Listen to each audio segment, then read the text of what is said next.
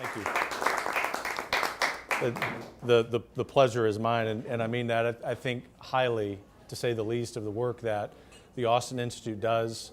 It's been great over the last couple of years to get to know Kevin and Ryan and many of you who are associated with it. It's good to see some friends around the table and a couple of folks I haven't met, but faces I recognize from Mass at the Cathedral during the week. So that's always fun to actually put names to faces. But even if you're not in any of those categories, thank you for being here.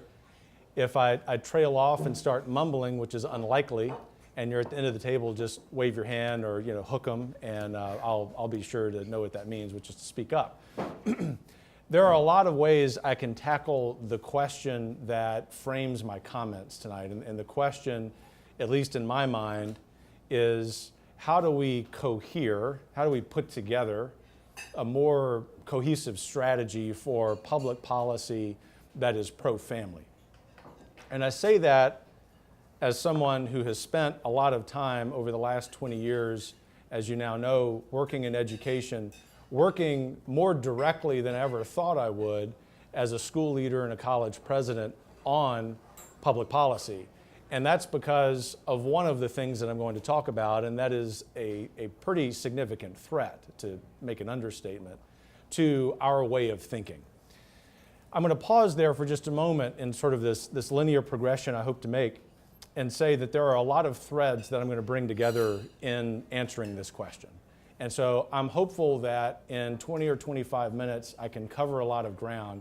In doing so, what I'm trying to do is figuratively set the table, now that the table is literally set, for a conversation, because by nature I'm not a lecturer, but a facilitator of Socratic discussion. So what I'm trying to do is to sort of set the table, but I know against your better judgment, you think that I might have some wisdom on some of these things, and I can tell you a little bit about what I think for what it's worth. But what I have to say is certainly no more important than what you're going to say in our conversation. And as Aristotle would remind us, one of the signs of authentic friendship is having a good give and take, even including differences of opinion. That's actually an example of a healthy civil society. So it's kind of a long-winded caveat, but I think it's a good way to sort of frame this discussion. So again, the question is, how do we develop a more cohesive pro-family policy? The second thread I'll introduce is my current job, which is a dream job, and that's leading the largest public policy group outside Washington, D.C., TPPF. We have often been characterized as, and the words that I choose tonight are very purposeful, even though I went to Louisiana public schools. Very purposeful, because we're going to talk about the importance of labels when it comes to ideology. And by the way, my comments are nonpartisan, so I'm going to use capital R Republican and capital R Democrat as a historian, especially a historian of the ideologies that really undergird, or at least in one of the cases, undergird the party. That too, very carefully chosen. But the point is that we need to understand the fracturing of the American public square and the fracturing even of the ideologies, the cohesive set of beliefs that frame them.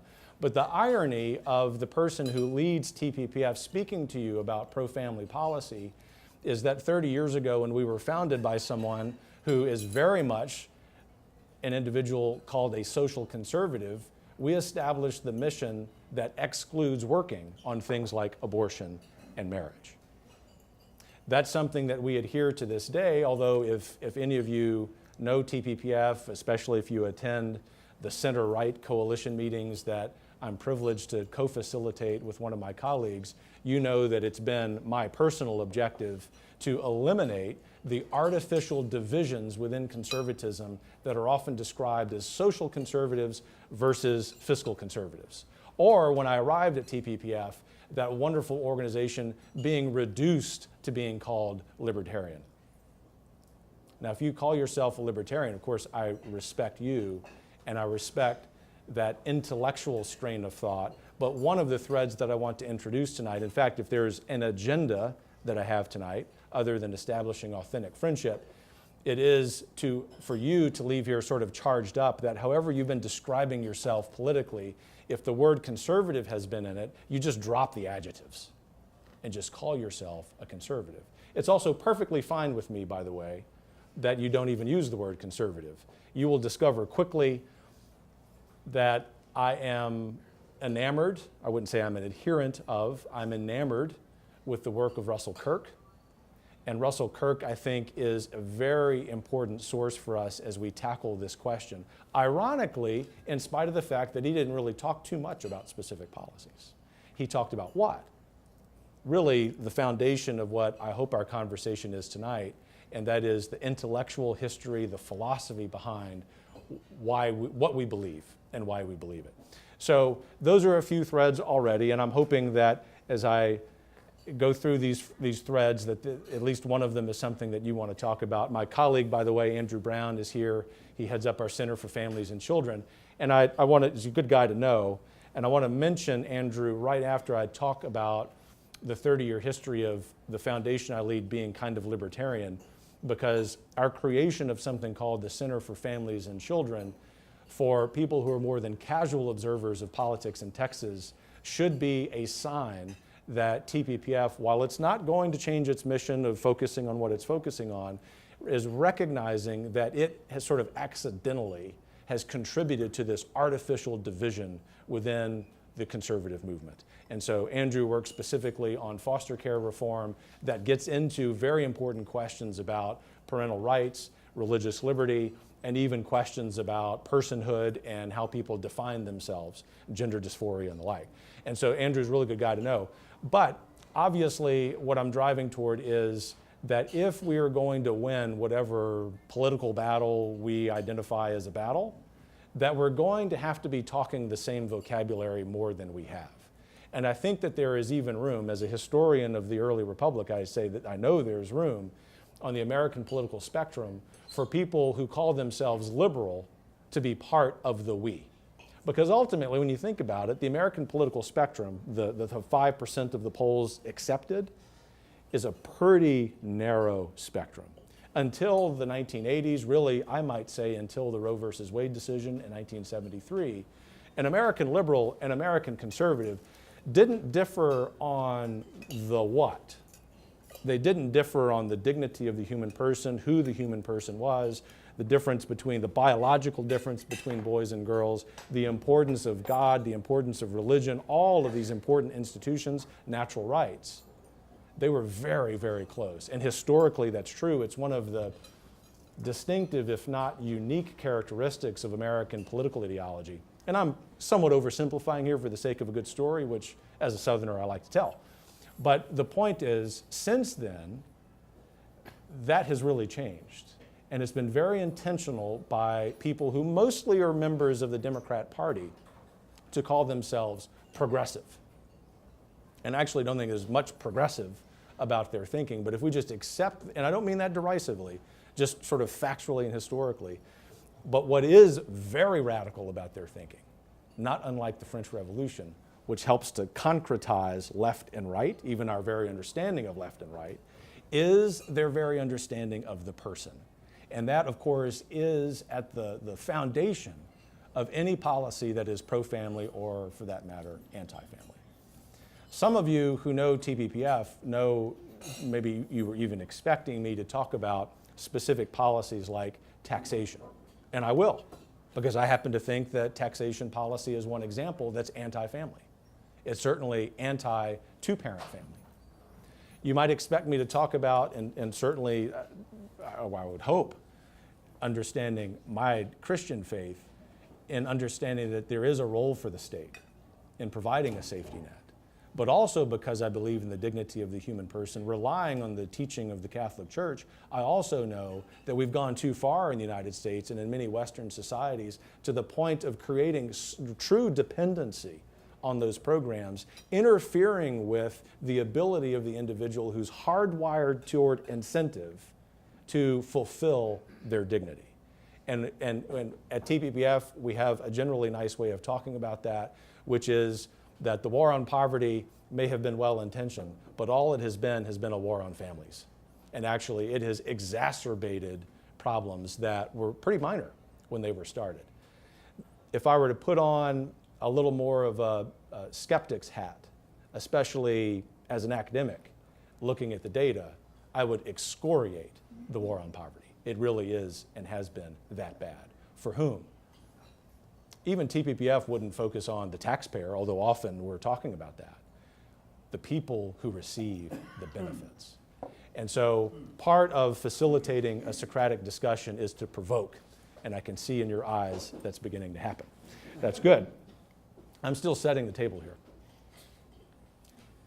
And because I could give you a thread or many threads to provoke what I would hope would be a fruitful conversation, I decided I would use this tool that we use at the foundation when we're vetting new ideas and trying to figure out what to do. Because ultimately, where I want to end up in the time that we have tonight is that each of us has a little bit clearer picture of which policies we need to be promoting and how we're going to go about promoting it. And I'm going to spend a little more time on the how.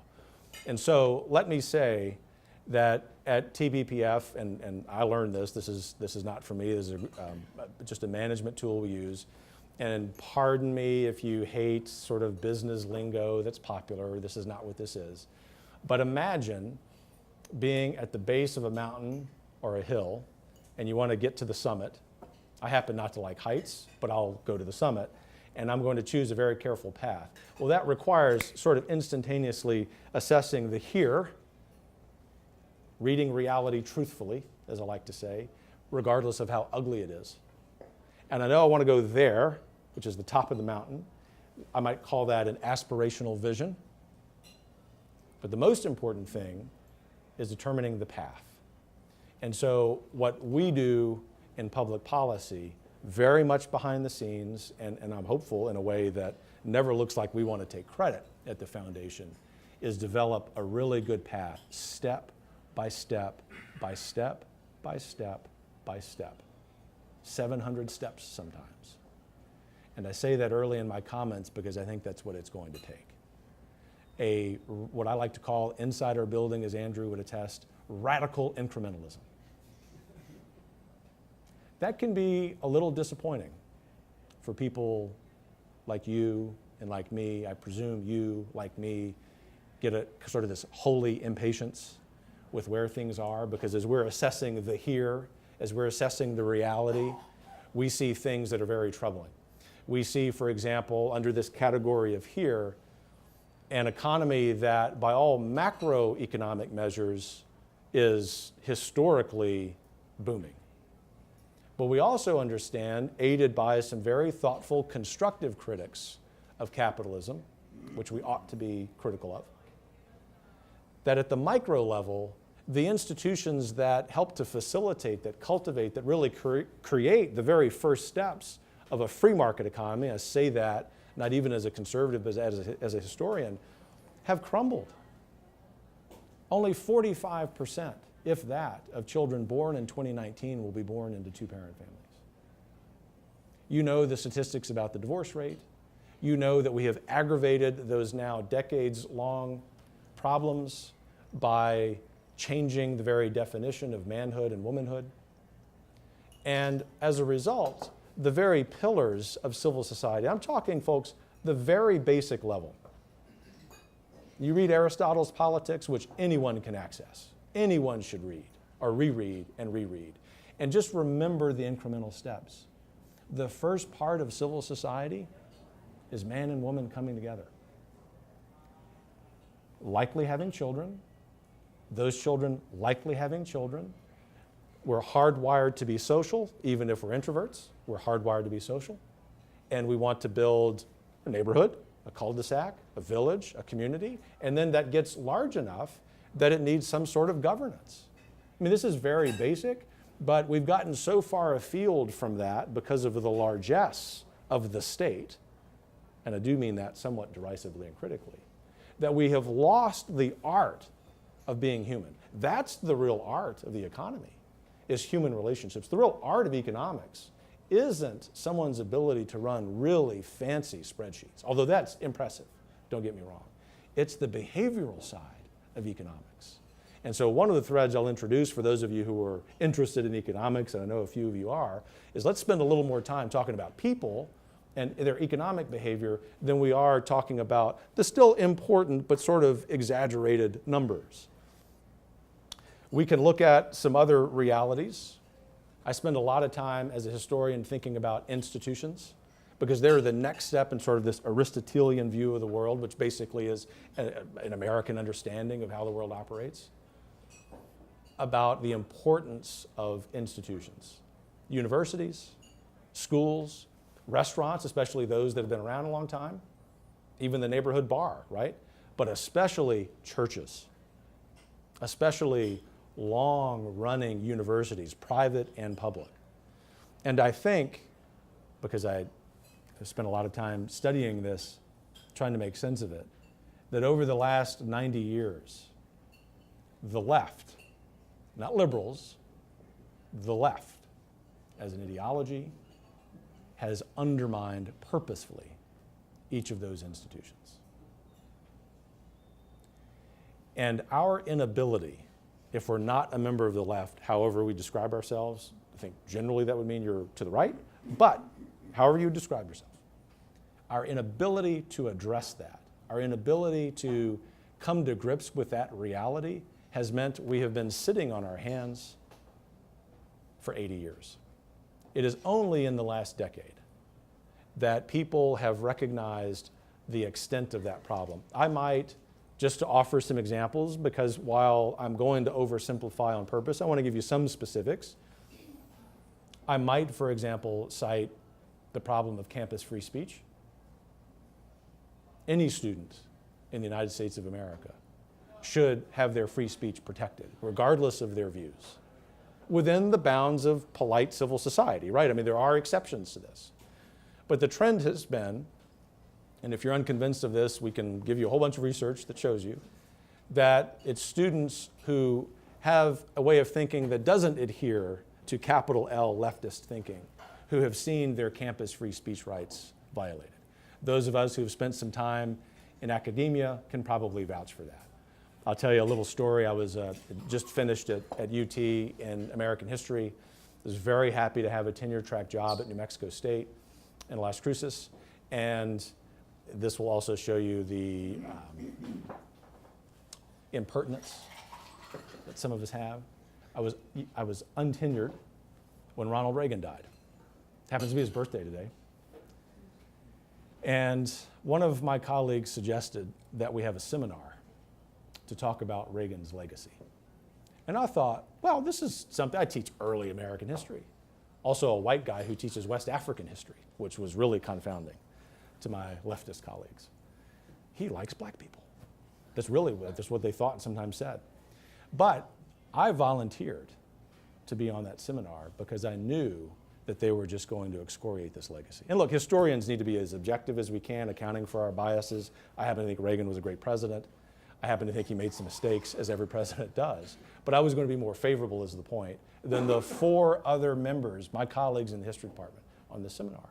And so I went home, Michelle and I were talking about it, and she said, well, I think you're going to need some backup. She's probably thinking, there's no way he's going to get tenure. So I had this fly fishing friend, going back to my lifelong addiction, Ryan. And this friend was in the economics department, Randy McFerrin. He had been an economist for Phil Gramm, so he knew his stuff. And Randy was a conservative, probably a little more libertarian. And he said, Kevin, I'll volunteer to be on that seminar. The good thing is I'm an economist and I'm tenured. So I emailed my colleagues and I said, Dr. McFerrin's joining us. Canceled. Willing to take me on and probably get me on record saying things that would be difficult in a tenure review. Not willing to have an economist on there who could blow them out of the water. And Randy and I were going to be, I think, pretty objective. There are things Reagan did that I disagree with. They were not going to be objective. That was many years ago now, and a decade and a half. And so imagine what the situation is today. And it was that experience that confirmed for me that if we are going to succeed in rebuilding civil society, we as conservatives have to focus on rebuilding those institutions. But I'm sorry to say, and I say this even as an optimist, some of the institutions are just too far gone. And so that's why it's gratifying to see some crop of newer colleges and universities coming into being. And I encourage you to support them as much as you can. I will not, however, be so pessimistic as to say that we should give up on all, not even many, of the existing institutions. The Austin Institute, and I say this even if y'all were not present, is an example of the kind of thing, the how, that I'll be concluding with in a little while that we should be doing. That we should find a way to establish some footholds and get those institutions back. But the point is, we have to be patient, persistent and patient and joyful and in love with the truth. I still haven't talked about pro-family policy, and that's on purpose, because the here is really ugly. The last thing I'll say about the here, before talking about the there and then laying out a path, is that I think it's true that politics is downstream from the culture. And when I think about that, I think about de Tocqueville. Y'all are having an event here in a few weeks talking about de Tocqueville, who is underappreciated in the 21st century. His significance, his influence on British and American political thinkers is dramatically underappreciated today. And among many brilliant things he said, he made the observation that, and I'm paraphrasing, if you know de Tocqueville well, people may complain about the American system, the three branches, the federalism, and so on. But when they're complaining about that, what they really ought to be directing their ire toward is the lack of virtue in the men they elect. In other words, it is the virtue of the citizenry that will determine the virtue of the representatives. And the virtue of the representatives will determine the effectiveness of the government. So, this is a policy conversation, but ultimately it's a cultural one. And so if you want your republic back, yes, there are policies that we need to change, and policies we'll be happy to discuss tonight. But this is a cultural problem, and that's a much longer term issue, much, much longer term. But it's worth fighting because the motivation and aim of that is truth. So we know that it's right, and we know we have to do it, however narrow the path may be. If politics is downstream from the culture, then I would submit to you, politics or public policy is the only way to swim upstream. The only way to fight politics being downstream from the culture, other than the cultural engagement we're going to have in our relationships, our workplaces, our church relationships, and so on, is to find public policy that allows the culture to improve. And so, the aspirational vision, would be, of course, a culture, most importantly, a culture that is stable, a culture where we have men and women and intact families in much higher rates than we've had, a culture that has a much higher fertility rate. These are all measures that historians and demographers and economists share in understanding what I would call the health of a society. And I would lay at the feet, respectfully, inviting their input, to a liberal colleague, the following problem. How can we, not just 50 years from now, 10 years from now, pay for the dependency state that you hold so dear with a fertility rate that is below the replacement rate? It is impossible. And so if we're reading reality truthfully, that's a major problem. The thing I lament about that is we are lacking, on the left of center, people like Daniel Patrick Moynihan, who could have had that conversation all day long, and in fact did. And I would resist the temptation, all of us should resist the temptation to say, well, if Moynihan were alive today, he'd be a Republican. That's not the point. The point is, both sides, both of these traditions, liberalism in the United States, conservatism in the United States, used to be able to talk to one another. But because they now disagree over what a person is, they can't. And it's only becoming further and further apart, that difference between them. So the there is a culture where we can have that conversation. The there is a culture and a civil society where we can have discourse, civil discourse. As I have said a few times publicly the last month, civil discourse does not require unanimity of opinion. In fact, it ought not. It means that we can have a difference of opinion, especially when we're talking about policy. We're agreeing on the what. We want people to flourish.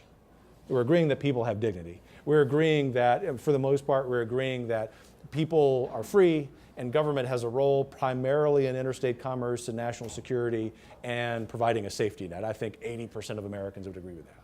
And if you don't, that's okay, but follow me here. We got to get back to the point where we can have differences of opinion within those really large agreements. And we had that until the 1980s. I was talking about last night, watching the State of the Union. I'll leave my comments about that off to the side because I don't want to color the rest of the conversation, but it used to be that, say, for example, Ronald Reagan would give the State of the Union, Tip O'Neill would give the response. It was thoughtful. I mean, that was something where Republicans and Democrats would watch both, and they would talk for the next week about who was right. And of course, there were partisan politics involved. It was Reagan and O'Neill, but that was part of the fun. And so I not just hope and work toward, but pray for a return to that, because it used to be a very beautiful part of the American Republic. The there, in terms of specific policy, would also be pro-family policy that doesn't penalize two-parent families with only one wage earner. You want to read more about that? We don't really do that research directly, although we might start doing more of that. The Family Research Council, which of course has a political arm, does really thoughtful think tank level research on that. Of course, there are others, and maybe the Austin Institute will be doing more of that. But taxation policy is not the end-all be-all, but it's a reflection of politics being downstream from the culture, right? Which is why what TPPF can do, especially with the Texas legislature, is advocate for policies that make it easier for people to exhibit their free will financially, which is why we talk often right now about property tax reform. It isn't because of some hatred we have for the government. It isn't even, what's true, which is that local governments especially are spending way too much money and aren't giving us transparency. It's that the family in Tyler, the single mom in the Rio Grande Valley, the family in West Texas are spending too much money on government services that have a terrible return on investment. That, at least from a TPPF point of view, would be a pro-family reform. I know there's a great conversation going on about something the president mentioned last night. I happen to know it's a huge priority of his daughters, and that's paid family leave. That's something we talk about tonight. The more fiscal conservatives get a little nervous about that, to say the least. The social conservatives, like, say, Rick Santorum, who would be a great friend of our conversation tonight, is a real advocate for it, because he thinks it's at least a temporary fix you have to make in order to get back to a civil society that's honoring mom and dad. I'm not sure I agree with him, but I mention that just to invite that difference of opinion in our conversation. So what's the path? A few things I'll leave you with, and then we can talk. The first is, pardon the historian in me, but we have to read the current problem and the current reality truthfully. We fail to do that. We as conservatives failed to do that, as I mentioned, for nearly a century. And what was changing underfoot at our alma maters was so substantial, it was not the difference between low taxes and high taxes. It was the difference between a proper understanding of boys and girls or not. And even the ability now to talk about that. Another example, and there's room for disagreement on the science behind this, I went round and round with a reporter for The Economist last week because she thought it was perfectly acceptable that I or any of my colleagues at TPPF would not be able to be on Meet the Press asking the question about whether there's enough science to prove climate change. Just to ask the question as a social scientist. She thinks that's fine. So you see, when our side starts talking about things like defending free speech and defending our religious liberty, we have lost a lot of ground. And we have to defend those things. We must. The failure to do so means we concede even more of the battlefield, but we also, this is the key point in our path, have to find policies that we're for. And so taxation policies, maybe the paid family leave issue is a good one. I'd love to hear your thoughts about that. I'm sure at least Kevin and Ryan and my friend Jim have some thoughts there. I know Michelle does because I heard them last night. And probably very good. Those are the kinds of things we can talk about. Of course, we ought to talk about the abortion issue and the marriage issue. All of these are related. But ultimately, I think in order to be successful on this path, we have to attract people who currently don't agree with us. And the way you do that is, of course, by being cheerful in our manner, by being focused on the substance of the issue. You can drive still a lot of people with data, but you have to package it in a form, in a medium that is attractive. And for 28 and a half years at TPPF, we focused on data, and we said, you either accept the data or you don't. You're either right or you're wrong. And we were right, we were correct about that, but we were becoming less effective. And so what we've done, as an example, I'm just giving you some insight into a shift that we've made so you understand that a very high-functioning organization has undergone this very transition because of what we're discussing, is to invest as much in communicating as we do in researching. That's what conservatives have not done much of. And myself, I'm not pointing my finger at anybody in this room or elsewhere. I've been the biggest fuddy-duddy about that. But I can tell you, early on in that transition in about a year, our effectiveness in being able to move public opinion on issues is significant. It costs money, but so does just beating our head against the wall, figuratively, right? So I'm trying to give you some hope here. So we need to use the media well. We need to be savvy in our tactics. We must stop creating these divisions between us. I'm a libertarian. I'm a conservative. Just tell me you believe in those large agreements we talked about, or at least you're willing to have a conversation about it. And it sounds to me like you're part of the intended audience. And then we get some policy wins. We can talk about the sausage making of that if you would like, but we can save that for our discussion. I won't take the time now. And then you have to implement the policies. And that's the thing that conservatives still have to do.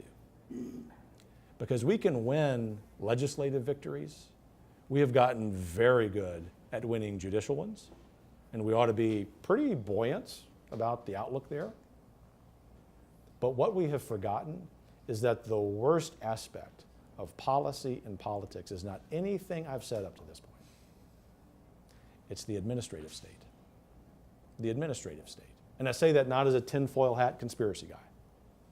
It is that unelected employees of a government agency, words very carefully chosen because I'm not questioning them as individuals, not only make the rules, but enforce the rules that they literally wrote themselves. And there is accountability in the system, but the elected officials decide they want to shirk that responsibility. And so TPPF has learned that lesson too, yet another example of one of our limitations we're trying to address. And we've begun investing heavily in staff and resources so that we can be present in those rulemaking situations. And in fact, the work that Andrew does, in particular, foster care reform, is the best or worst example depending upon your view. And I'll just mention that and then close. One of our successes, that many other people deserve credit for too, was a pretty significant overhaul of the foster care system last session. Basically decentralizing it into creating community-based providers, a tool in our toolbox, by the way, that we use in our criminal justice reform work that resulted in huge success in December. What are we doing? It's subsidiarity, right? And so the point is the law is pretty good, and we're thinking everything's great. We can kind of take the summer off. The way that was implemented was just sort of terrible, right? And so when we hired Andrew, who understood that as an attorney as well, we realized we have to have some other personnel firepower to be at those meetings. And the legislators who are, or the reformers on this issue, are so grateful because they really are part-time. They make $7,200 a year. And there are just a few of them who are independently wealthy. Most of those guys and gals have to go back to their districts in this huge state and actually earn a living. And for the most part, that's also the case about Congress. So there's some virtue there. It just needs to be cultivated, as it must be in each of us. The last thing I would say is, if there is a mistake tactically that we're going to make, it's going to be focused only on defense. Staying in the trenches. There's a time to be in the trenches, and on some of these issues we have to be, and we've got to hold the line. But I would implore us to get out of the trenches and go on the offense. The greatest generals are known as the greatest generals in history because there was at least one battle when they got out of the trenches or got from behind the lines and stormed the other side. We would not have the United States of America today if George Washington did not have the courage, which I still don't understand. I appreciate it. I don't understand that level of courage to send his men on Christmas night across the river and storm the greatest fighting force in the world. He happened to know they were also hungover, which helped, but it was tremendous courage. He changed his characteristics. He was a brilliant defensive tactician. He went on offense. And we also, for those of us who are motivated by the following, we know it's our moral obligation. Matthew 28:19, the Great Commission. Go you therefore and spread the good news to all the nations. And as Christians, sometimes we can speak very specifically about our faith, but increasingly we have to be more savvy about the vocabulary we use in a way, of course, that doesn't betray our faith, but in a way that speaks to an increasingly secular audience. Those are the forks and knives and plates that I would put on the table to set.